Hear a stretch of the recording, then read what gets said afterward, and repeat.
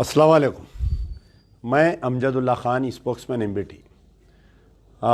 ये दूसरी मर्तबा मैं लाइव आ रहा हूँ आपके दरमियान में। तो पहले जो मैं लाइव आया था वो हल्क़े असम्बली याक़ूतपुरे में हमारी जीत और हार के ऊपर डिस्कशन था। ये दूसरा जो मेरा लाइव है, जैसा कि आप लोग जानते हैं कि हिंदुस्तान में 5 रियासतों में इलेक्शन हुआ था, साथ में तेलंगाना का भी इलेक्शन हुआ था। तो मिज़ोरम, छत्तीसगढ़, मध्य प्रदेश, राजस्थान और तेलंगाना।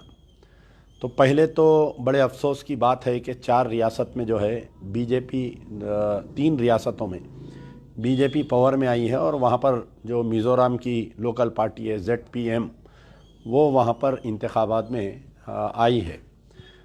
बीजेपी को 2 सीट मिले हैं मिज़ोरम में, और छत्तीसगढ़ में बीजेपी को 54 सीट, इंडियन नेशनल कांग्रेस को 35 सीट, मध्य प्रदेश में भी बीजेपी को 163 सीट और INC को 66 सीट, राजस्थान में भी बीजेपी को 115 और INC को 69 सीट।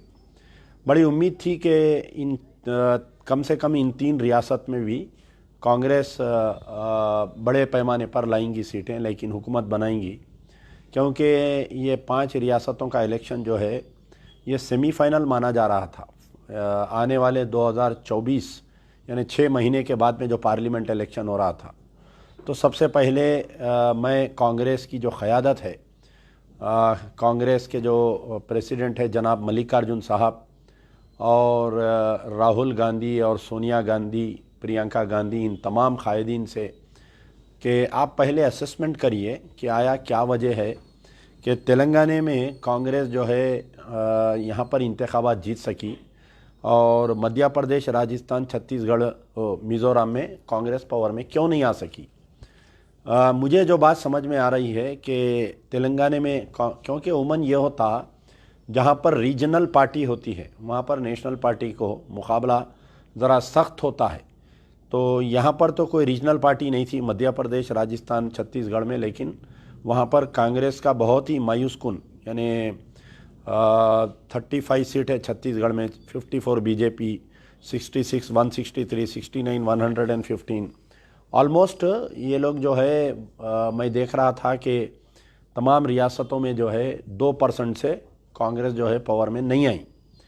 अच्छा, अब आइए तेलंगाना की हम गुफ्तगू करते हैं कि तेलंगाना में जो है कांग्रेस को 64 सीट, भारतीय राष्ट्र समिति जो पिछले 10 साल से KCR की जो पार्टी है, 10 पहले TRS थी, बाद में जो है BRS बनी, 39 सीट। और बड़े हैरत की बात है कि बीजेपी को जो है तकरीबन 8 सीट मिले हैं और मजलिस इत्तेहादुल मुस्लिमीन को 7 सीट। मजलिस इत्तेहादुल मुस्लिमीन को 7 सीट मिले हैं, लेकिन लोग जो है सोशल मीडिया पे उनको 8 सीट की मुबारकबाद दे रहे हैं। मैं परेशान हुआ कि भाई इनको 7 सीट जीते, लोग इनको 8 सीट की मुबारकबाद क्यों दे रहे हैं। बाद में कमेंट्स पढ़ा तो ये मालूम हुआ कि गोशा महल से राजा सिंह की जीतने की भी खुशी मजलिस इत्तेहादुल मुस्लिमीन को लोग मुबारकबाद दे रहे हैं। तो एक CPI की सीट है, और गोशा महल, निज़ामबाद, कामारेड्डी, आरमूर, सिरपुर, आदिलाबाद, निर्मल, मधोल, जहाँ पर भी मैं जब से असेसमेंट कर रहा था कि एक गोशा महल छोड़कर निज़ामबाद, कामारेड्डी, आरमूर, सिरपुर, आदिलाबाद, निर्मल, मधोल। देखिए, जैसा ही तेलंगाना का इंतखाबात अमल में ऐलान हुआ तो सबसे बड़ी गलती तेलंगाना में मजलिस इत्तेहादुल मुस्लिमीन के सरबराह जनाब असदुद्दीन ओवैसी ने की। बग़ैर किसी उलमा मशाइखीन से डिस्कशन से, बग़ैर किसी के आप गुफ्तगू किए कि 17 सितंबर के दिन जो हैदराबाद लिबरेशन डे जो बीजेपी वाले मनाते हैं, तो उस दिन जो है इन्हों हॉकी ग्राउंड मासाब टैंक से ऐलान कर दिए कि मैं जो है नक्टे मामू KCR को नाम दे दिए, मैं उनकी तायद करूँगा बग़ैर किसी राय मशवरे के। गौर करिए आप मेरे पॉइंट को।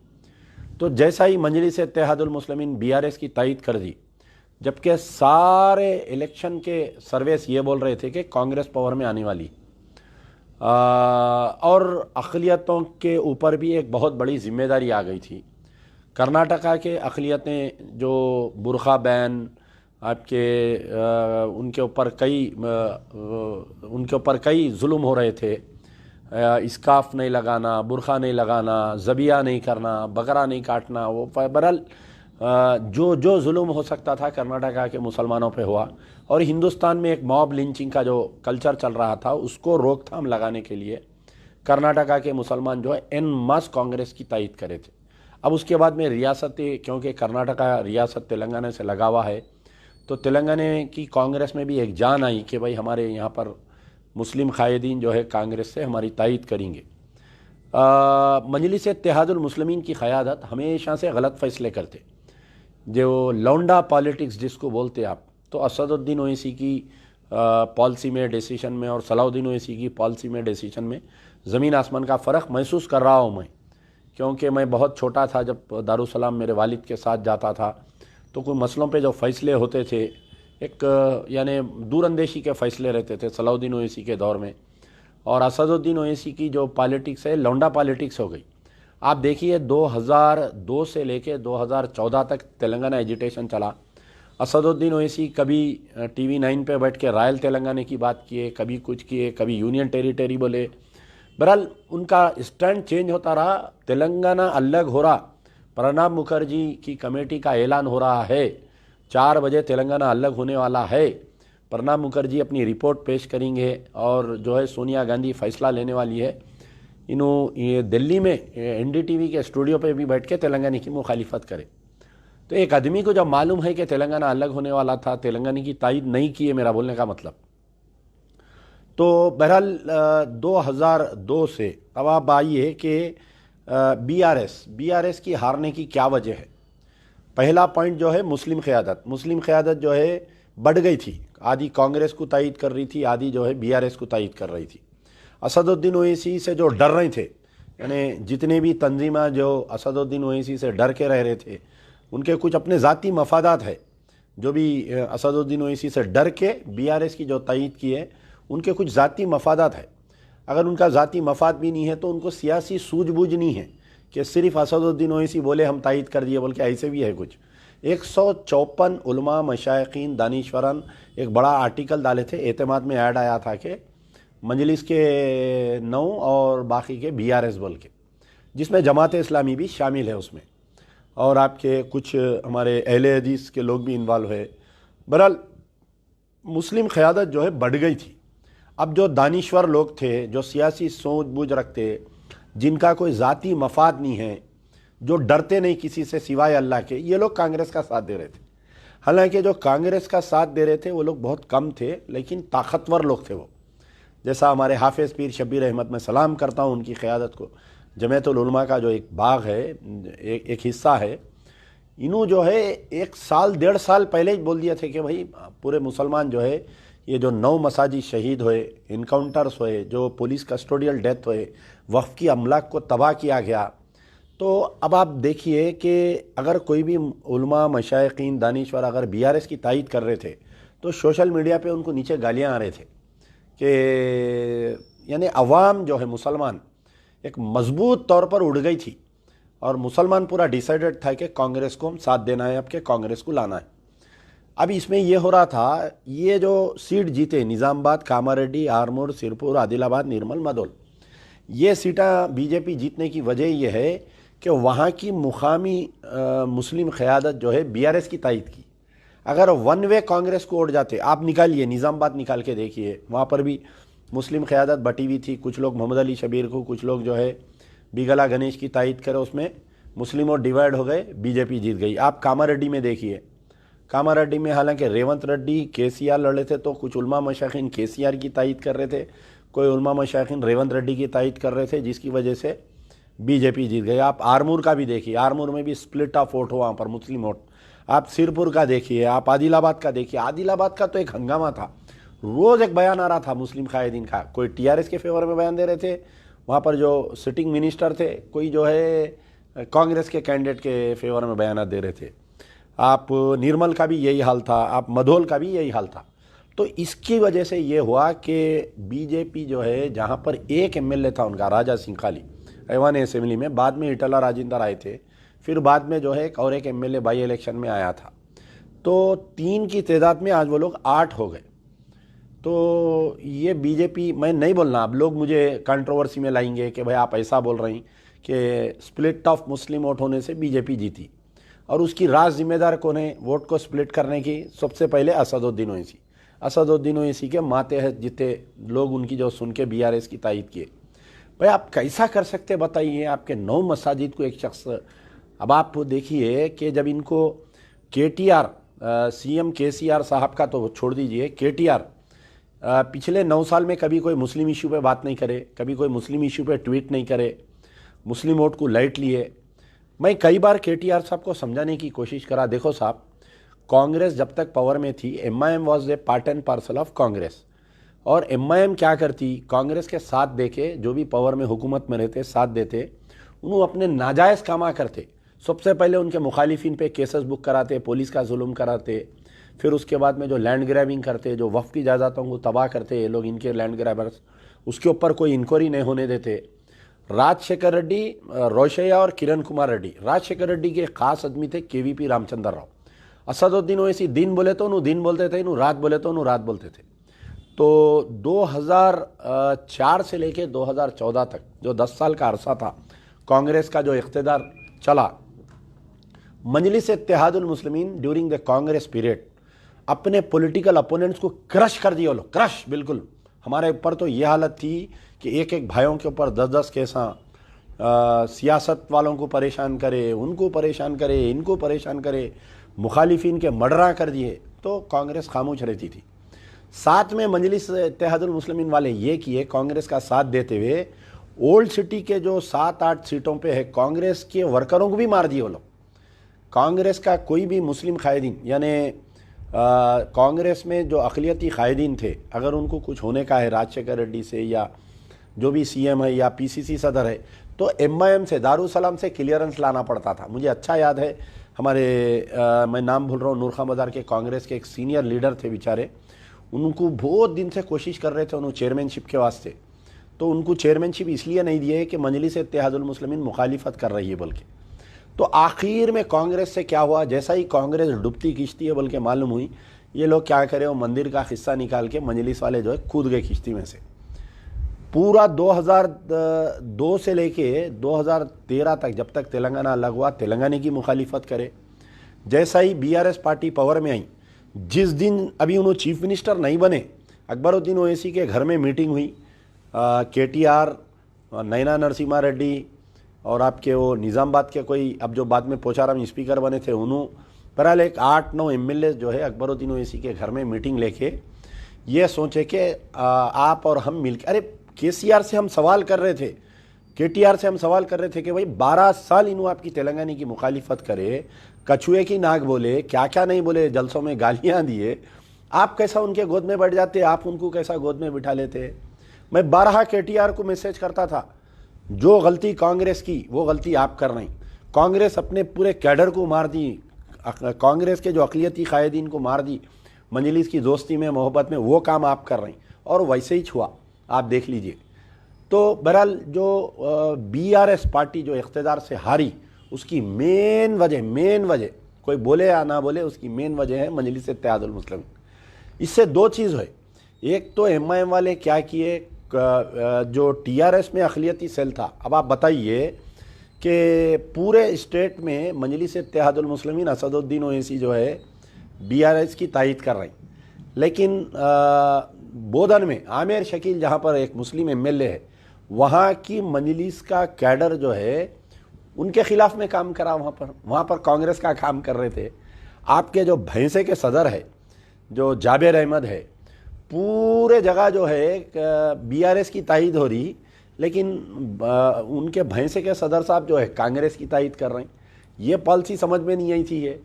तो बहरहाल मेरा बोलने का मतलब ये है कि जो बीआरएस तबाह हुई, ताराज हुई, उसमें एक मेन वजह यह है इन्हों मस्जिदां शहीद करे, ये समझे। और मैं 12 बोल रहा था, गौर करिए, आप मेरे ट्विटर निकाल के देखिए, पहला जब मस्जिदां शहीद करे थे, यानी फर्स्ट जो एनकाउंटर हुए थे मुसलमान बच्चों के आलेर में, चंचलगुड़ा हाई स्कूल में तकरीर में मैं बोला था कि इसके पैंट में खाकी चड्डी है बोल के, मेरी स्पीच निकाल के देखिए। यानी हम दूरअंदेश है, हमको जो है समझ बूझ है, लेकिन असदुद्दीन ओवैसी को समझ बूझ नहीं थी कि केसीआर को उन्हों पछानने में देर कर दिए और केसीआर इनको पछानने में देर कर दिए। अब थोड़े दिन के बाद में शुरू होते दोनों के बयान, आप गौर करिए। I was the first person बोलने के लिए कि भाई केसीआर जो है बीजेपी का एजेंट है, आरएसएस का एजेंट है नहीं बोल के। वो आलेर एनकाउंटर, फिर उससे पहले किशनबाग, उसके बाद में जो है जो आर्मी गैरिसन का केस, फिर मस्जिद ए खाना, फिर आपके ऐसा मुसलसिल 9 मसाजिद शहीद हो गए और कई वक्फ के अमलात तबाह हो गए। भाई आप ऐसा समझ रहे थे मुसलमानों को, यानी टिश्यू पेपर से बदतर हो गई थी। अब वो कुछ भी बोलते, एक महमूद अली साहब आ जाते थे, number one number one number one. अब बेचारे रात में सोते वक्त भी नींद में बोल रहे कहते number one number one number one बेचारे। अरे क्या मुसलमानों को कान में बीड़ी रख लिए समझ रहे हैं आप? क्या समझ रहे हैं आप बताइए आप? हाँ, क्या मुसलमानों को सियासी समझ बूझ नहीं है समझ रही? तकरीबन उलमा मशाइखीन असदुद्दीन ओवैसी को आप जो है डरा के कुछ को ख़रीद के आप तायद लिए, लेकिन आम वोटर जो है कांग्रेस की तायद करा पूरा इलेक्शन में। तो केटीआर साहब का एक बयान आया था कि हम कोई मस्जिद नहीं तोड़े। उन्होंने वजाहत कर रहे थे 1 बाई 1 स्टेप बाई स्टेप कि पहले उन्होंने ये बोले कि एक खाना मस्जिद जो है, महमूद अली साहब का भी बयान आया, उनका भी बयान आया। तो क्योंकि मैं इलेक्शन की गड़बड़ में था उनके बयान को काउंटर नहीं कर सका। मस्जिद एक खाना की स्टोरी ये है कि मस्जिद एक खाना ख़दीम मस्जिद है, 100 साल पुरानी मस्जिद है। वो मस्जिद में अंदर एक आशुर खाना भी था। वो मस्जिद की प्रॉपर्टी के बाहर, क्योंकि वो मस्जिद जो है शहर से बाहर थी, तो पहले वहाँ पर मेला लगता था, यानी 10 मुहर्रम के बाद में एक मेला लगता था वहाँ पर, यानी मैं समझता हूँ 30 मुहर्रम के दिन कुछ मेला लगता था, 10 दिन का मेला। हमारे बचपने में हम लोग वहाँ अंबरपेट को जाते थे वो मेले में, तो वहाँ पर जो है बाहर छोटे छोटे दुकाना लगते थे, क्योंकि मस्जिद थी और अंदर एक आशुर खाना था। वो आशुर खाने में अलम बिठाते थे।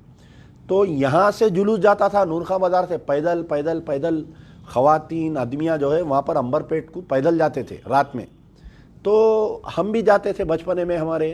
तो नमाज हम खुद कई बार वहाँ पर नमाज़ पढ़े मस्जिद में, और महमूद अली के मुँह को लकवा मारे अल्लाह ताला, उन्होंने बोल रहे वहाँ मस्जिद नहीं थी बोल रही। केटीआर के मुँह को लकवा मारे अल्लाह ताला, उन्होंने बोल रहे वहाँ मस्जिद नहीं थी। अच्छा, आप क्या एक्सप्लेनेशन दे रहे हैं लोग कि मस्जिद को एक शख्स जो है अपनी ज़ाती प्रॉपर्टी बोल के 2.5 करोड़ रुपए ले लिया कहते उन्हें। वाह वाह वाह वाह, आप जाके चार मीनार मेरा है बोल के मैं दरख्वास्त देता हूँ रोड वेडिंग में हटा दो, मेरे को पैसे दे दो, दे देते क्या? अरे भाई देखिए, जो कंपनसेशन देते ना, वहाँ पर एक लॉ ऑफिसर रहता है, एक वकील बैठ के पेपरां चेक करता है, इनके पेपरां सही है क्या, आरडीओ को भेजते, इनका गवर्नमेंट रिकॉर्ड चेक करते, रजिस्ट्री ऑफिस से रिपोर्ट आती। जिस वक्त वो शख्स यानी बल्दिया का एक सेक्शन ऑफिसर है, उसका नाम मैं बोल रहा हूँ, एक मुस्लिम सेक्शन ऑफिसर है, तो ये सेक्शन ऑफिसर क्या, हाँ इकबाल नाम है उसका सेक्शन ऑफिसर का, ये पूरा मस्जिद एक खाना अंबरपेट को तोड़ने में वो इकबाल का हाथ है बहुत बड़ा।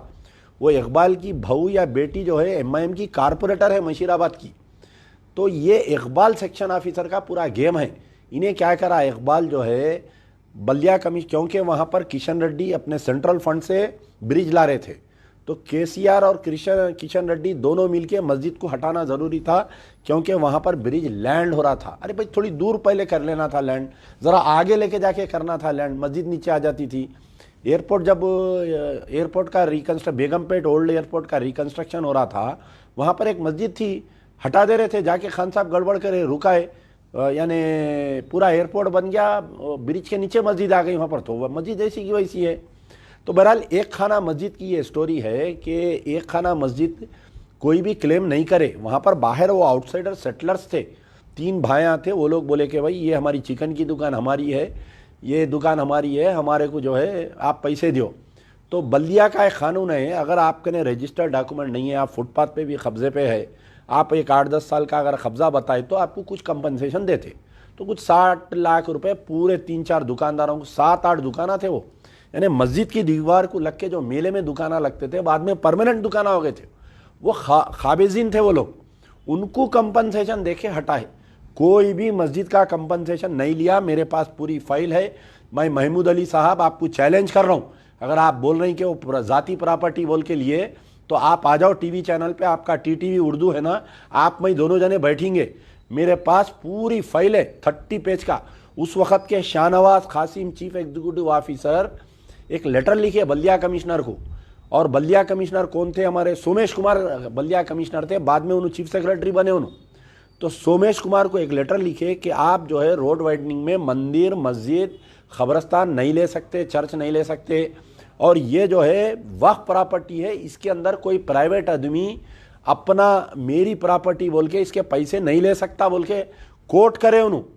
कोई शिया तंजीमा जाके चीफ एग्जीक्यूटिव ऑफिसर को प्रोटेस्ट लेटर दिए, बल्दिया कमिश्नर से मिलकर लेटर दिए, लेकिन उस वक्त के बल्दिया कमिश्नर की बदमाशी थी, उन्होंने ये किए कि फिर पलटा के उन्होंने एक लेटर लिखे कि फलाने पार्लियामेंट में ये बिल पास हुई, हम जो है रोड वाइडनिंग के लिए मंदिर मस्जिद भी ले सकते बोल के उन्होंने कानून को कोट करे। आप कैसा बोल रहे हैं कि आदमी क्लेम करके लिया बोल के? क्या ऑफिसर कान में बीड़ी लगा लेके थे? एक ऑफिसर आके बोलता, एक आदमी आके बोलता गोलकुंडा किला मेरे दादा बनाए थे, मेरे को कंपनसेशन दे दो। महमूद अली आप दे देते कंपनसेशन? एक आके बोलता आजमपुरे का घर महमूद अली का मेरा ही घर है, वो बोले तो आप क्या घर छोड़ के चले जाते? कैसी बात कर रहे हैं क्या? तो बहरहाल देखिए ये इशू हुआ तो एक खाना मस्जिद जो है दानिस्ता तौर पे चीफ मिनिस्टर की, उस वक्त के चीफ मिनिस्टर केसीआर की नॉलेज में रखते हुए ये मस्जिद तोड़े। और म्युनिसिपल एडमिनिस्ट्रेशन मिनिस्टर केटीआर था, बगैर केटीआर के रोड वाइडनिंग का चेक नहीं जा सकता। तो जब chief executive officer Shahnawaz Qasim साहब 30 पेज का लेटर लिखे और फिर इन्होंने क्या करे, प्रिंसिपल सेक्रेटरी माइनॉरिटी वेलफेयर को बोले, उस वक्त पे कोई थे बेचारे उन्होंने, फिर उन्होंने जाके जो है चीफ सेक्रेटरी को बोले साहब ये मस्जिद तोड़ दे रहे हैं, मस्जिद को बचाओ। लेकिन बल्दिया कमिश्नर केटीआर एडामेंट थे और इन्होंने आके झूठ पे झूठ कि पहले बोले मैं बाजुक बना डालूंगा, उन्होंने बोले ऐसा कर डालूंगा, इन्होंने तोड़े, इन्होंने उनके कपड़े धोए। असदुद्दीन ओवैसी सेम बात जो है नारायणपेट पे आशुर खाना तोड़े महमूद अली साहब। मैं आपको बतला रहा हूँ, आपका वहाँ का मार्केट यार्ड कमेटी का चेयरमैन जो है बाज़ाफ्ता पूजा करा उन्हें डोजर का, जैसा योगी का डोजर को लाके पूजा करते, वो आशुर खाना तोड़े। फिर सेक्रेटेरिएट की मसाजिद को तोड़े। तो सबसे पहला झूठा नंबर 1 महमूद अली बयान दिया कि नहीं वो मलबा गिर गया, एक मीनार टूटा बोल के। मर के क्या जवाब देंगे महमूद अली? तुम अल्लाह का ने कितने दिन की थी आर्जी थी ना, 9 साल 4 साल 5 साल 4 साल डिप्टी सीएम 5 साल होम मिनिस्टर, अब खत्म हो गई बात। अब बोलो झूठ, जिंदगी भर झूठ बोला। आपका झूठ जो है अल्लाह के ने रिकॉर्ड में आ गया। जब आप रोज़े मैशर जाएंगे अल्लाह के सामने तो आपको ये सब पूरा अमलनामा आपका निकलेगा। आप जो है इमाम ज़मीन बनने के वास्ते चीफ मिनिस्टर की खुशनुदी हासिल करने के केसीआर की आप जो है झूठ पे झूठ बोलते गए। पहले बोले मलबा गिरा, फिर उसके बाद में बोले नहीं थोड़ा हिस्सा शहीद हुआ, तीसरे दिन खुद चीफ मिनिस्टर बोले शहीद ऐसा कैसा शहीद हो जाती? गलती से तो मदीना शहीद हो जाते, गलती से तुम्हारा घर तोड़ दूं मैं आके, गलती से चीफ मिनिस्टर का फार्म कब्जा कर लूँ आके मैं तोड़ दूं, डोजर चला डालूं केसीआर के फार्म हाउस पे से, गलती से जो केटीआर का घर बन रहा अमेरिकन वो ईरानी कौंसलेट के बाजू मैं तोड़ दूं जाके। कैसी बात महमूद अली बोलो आप उम्र में बड़े हैं, कम से कम अब तो भी थोड़ी इज्जत रख लो, आप झूठ नको बोलो आप। खैर बहरहाल महमूद अली साहब और केटीआर इलेक्शन से 2 दिन पहले ये लोग बयान दिए कि हम कोई मस्जिद नहीं तोड़े बोल के। मैं सलाम करता हूँ और रिपोर्टर को जनाब अबू एमएल साहब को कि पूरे जो भी मस्जिदाँ तोड़े, शामिर पेट की मस्जिद, कुतुब शाही मस्जिद 2 तोड़े, हम नहीं तोड़े, प्राइवेट थी वो थी, बोल रहे नहीं वफ़ की ज़मीन थी। एक मुसलमान साहब जो है मेरी ज़मीन है बोल के बेचे एक हिंदू को, पूरा एक मुसलमान को ऐसा बना के हम इनसे ख़रीदे। बोले जो लेडी जो मस्जिद तोड़ी उसकी गिरफ्तारी आज तक नहीं हुई। महमूद अली तुम कहीं के बैगन के होम मिनिस्टर है, तुमको नहीं मालूम गिरफ्तारी नहीं हुई? तो 50 वक्त मैं मैसेज करा ना, उसको अभी तक गिरफ्तार नहीं करे बोल के, वो लेडी को गिरफ्तार नहीं करे। 5 लाख रुपए का जो चेक वक्फ बोर्ड से दिए बोल रही, वो पूरी मस्जिद जो है लोग अपने ज़ाती पैसे से बनाए, वो चेक आया नहीं आया वो आज तक नहीं मालूम। तो बहरहाल ये जो है ये जो मस्जिदों की मार पड़ी, जिस वक्त सेक्रेटेरिएट बनाए थे, मैं 2 बात बोलता हूँ याद दिलाता हूँ, ये इनकाउंटर्स हुए थे जब I was the first person, मैं बोला था इन्हें चड्डी है बोल के। फिर आप देखिए पूरे 9 साल में इन्हें बीजेपी की साथ देते रहा इन्हें। दूसरी बात जो है जब मसाजिद टूटे थे तो मैं बोला था कि सेक्रेटेरिएट में ख़दम नहीं रख सकेंगे, केसीआर बोला था। ये वैसी हो गया, देखिए हुकूमत ही चले गई। अल्लाह का घर तबाह करा, अल्लाह ताला तेरी पूरी कायनात तबाह कर दिए, तेरे पूरे पार्टी तबाह हो गई। अब एक एमएलए नहीं रहता, सब भागते देखो, पूरा घर खाली हो जाता। तो बहरहाल ये दूसरी चीज़। तीसरी चीज़, अल्लाह ताला जब किसी को तबाही पे लाता ना, उसकी अक्ल पे पर्दा डाल देता। इन्हों जो टीआरएस से बीआरएस करे, तो मेरा ट्वीट निकाल के देखो, चीफ मिनिस्टर हमारे K Chandrashekar Rao is on suicidal path by changing TRS to BRS बोल के मैं ट्वीट है मेरा, आप निकाल के देखो। तो बहरहाल मेरा बोलने का मतलब कि जो आखिरी जो केटीआर की प्रेस कॉन्फ्रेंस थी कि हम 9 मसाजिद शहीद नहीं करे, अल्लाह बताया बेटा तेरे को, तू जो है 9 साल तक मुसलमानों को भूल गया था, इलेक्शन में तेरे को पुराने शहर की बिरयानी याद आई, इलेक्शन में तेरे को कुल्फ़ी याद आई, इलेक्शन में तेरे को आइसक्रीम याद आई, इलेक्शन में तेरे को ईरानी चाय याद आई, मुसलमान दे दिए कुल्फ़ी तेरे को, अब चूस लेते बट 5 साल तक। अब तो मैं और एक बात बोल रहा हूँ, जब तक ये बीआरएस वाले अब ये मसाजिद की शहादत पे माफ़ी नहीं चाहिए ना मुसलमानों से, ये लोग ज़िंदगी भर पावर में नहीं आएंगे, ज़िंदगी भर पावर में नहीं आएंगे, याद रख लो आज की बात। तो बहरहाल अल्लाह का शुक्र है, मैं तेलंगाना के तमाम अक़लियतों को सलाम करता हूँ, अमजदुल्ला खान सलाम करता है कि आप बता दिए कि मियाँ भाई होता बोल के, मियाँ भाई का जो फैसला होता ना, तख़त पे बिठाता, तख़त पे लिटा देता। केसीआर अन्ना लेट गए, केटीआर हरीश राव, अब कांग्रेस आई, अब कांग्रेस से बहुत उम्मीदें हैं, हालांकि कांग्रेस का रिकॉर्ड भी बहुत ख़राब है साबिक़ा में, कांग्रेस से उम्मीदें बहुत है क्योंकि कांग्रेस वाले जो 5 गारंटी बोले हैं और एक अक़लियती स्पेशल चैप्टर बनाए ये लोग अक़लियतों के लिए, हम ये करेंगे हम वो करेंगे बोल के, ज़री सर की भी लचक अगर कहीं आई मुसलमानों के ताल्लुक़ से, चाहे वो रेवंत रेड्डी रहो या कांग्रेस का कोई और रहो, मैं ये बोल रहा हूँ कि आने वाले 6-8 महीने में पार्लियामेंट इलेक्शन है, 6 महीने के अंदर आप जो है ये पूरे काम करके बताना, कांग्रेस वाले जो भी अक़लियतों के साथ वादा करे। और ये जो मसाजिद नहीं बने हुए, अब जो सेक्रेटेरिएट की मसाजिद हटा के बना दिए, असदुद्दीन ओवैसी बोल दिए कि आज नहीं तो कल उनको भी मार पड़ेंगी। ये पहले जो है बड़े शैतान को मारे अल्लाह मियाँ, बाद में छोटे को भी मारने वाले हैं। तो कांग्रेस वाले अब आप देखिए क्या गलती करते हैं कांग्रेस वाले। अभी से शुरू हो गया कि भाई एमआईएम फिर से कांग्रेस के गोद में आने वाली है बोल के, उनके गोद में बढ़ जान दो, उनको इनके गोद में बढ़ जान दो, हमको कोई ताल्लुक़ नहीं है। लेकिन आज कांग्रेस वाले जो है, जब इलेक्शन लड़ रहे थे 2012 के 14 के बाद में बल्दिया इलेक्शन आया, कांग्रेस को एक कैंडिडेट नहीं मिला ओल्ड सिटी में। 2018 इलेक्शन में कोई कैंडिडेट नहीं मिला, 2019 पार्लियामेंट इलेक्शन में कोई कैंडिडेट नहीं मिला, 2023 के परसों के इलेक्शन में भी इनको जो है कोई कैंडिडेट नहीं मिल रहे थे। इसकी वजह क्या थी? जो 2002 से 2012 तक जो कांग्रेस और एमआईएम की दोस्ती थी, एमआईएम कांग्रेस के अक़लियती सेल को मार डाली थी पूरा। अगर दोबारा ये गलती करेंगे कांग्रेस वाले वही गलती करे, बीआरएस वाले टीआरएस वाले भी वही गलती करे। अब अगर कांग्रेस वाले ये गलती करेंगे, इनसे दोस्ती की या अक़लियतों को लाइट लेने की कोशिश करेंगे, तो फिर जुम्मा हर दिन फिर इनका भी वही हाल होता। लेकिन बहुत सारे उम्मीदें हैं। अब की जो कांग्रेस है, राहुल गांधी की कांग्रेस है, प्रियंका की कांग्रेस है। हम कोई रेवंत रेड्डी का चेहरा देख के या कोई राव रेड्डी का चेहरा देख के तेलंगाना की अक़लियतें इनको वोट नहीं दिए, लेकिन तमाम लोगों को इस बात का ये कबूल करना चाहिए और इस बात का इस्तेक़बाल करना चाहिए कि वाहिद अमजदुल्ला खान था जो बीआरएस के ख़िलाफ़ में बोलता था। किसी की हिम्मत नहीं होती थी। जब बीआरएस 2014 में पावर में आई थी, जब एनकाउंटर हुए तो सबसे पहला बयान मैं देता था और मुसलसल पूरे मेरे इलेक्शन में देखिए, ये बीआरएस के ख़िलाफ़ बोलने का मेरे को कई खमियाजा भुगतना पड़ा। ये बीआरएस एमआईएम वाले मिलके, ये महमूद अली, ये केटीआर मिलके मेरी सीट को रिज़र्व करे। पहले इधर रिज़र्व करे, फिर मैं इधर से आजमपुरा गया तो लेडीज़ करे। आज अल्लाह की मार पड़ी, केटीआर तेरी सीट चले गई, देख मेरी सीट रिज़र्व करा। महमूद अली साहब, आप भी बहुत करे उस ज़माने में सीट को रिज़र्व करने में। आज क्या हुआ बताइए? आपके सर पे से लाइट चले गई, पैरों में से गद्दी चले गई आपके। तो बहरहाल मेरा बोलने का मतलब है कि कांग्रेस के कायदीन को, अक़लियतों को लाइट मत लो।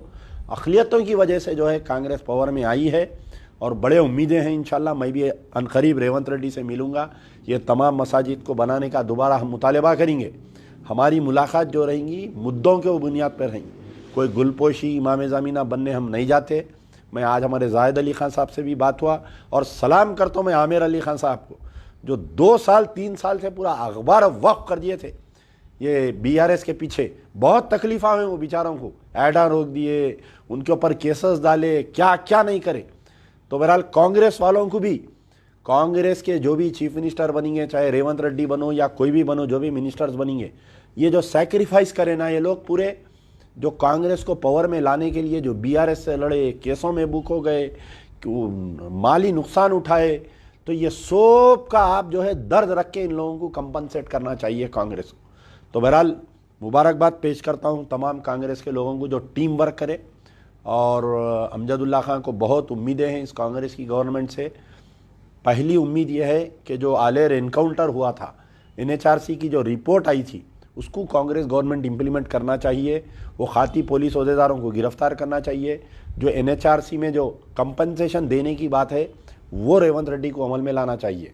दूसरी चीज़, जो मसाजिद शहीद हो गए जो अभी नहीं बने, उसको दोबारा कांग्रेस की गवर्नमेंट बनाना या हमको इजाज़त दे दिए तो हम बना लेते।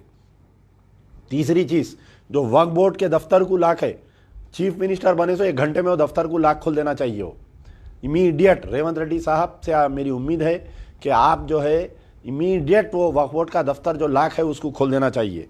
बहरहाल कई उम्मीदें हैं। मैं पूरा एक चार्टर ऑफ डिमांड्स हम बना के चीफ मिनिस्टर से भी मुलाकात करेंगे और कांग्रेस के सरबराह जो भी है राहुल गांधी, प्रियंका गांधी को, उनको भी हम मुबारकबाद देके हमारे मुतालिबात मनवाने की कोशिश करेंगे। इंशाल्लाह उम्मीद है अल्लाह ताला से कि अल्लाह ताला जो है हमारे बात मनवाने की हमें सलाहियत देंगे और कांग्रेस को भी, ये जो BRS को मुसलमान सबक दिलाए उससे ये लोग भी सबक लेंगे इंशाल्लाह। यार जिंदा सोबत बाकी।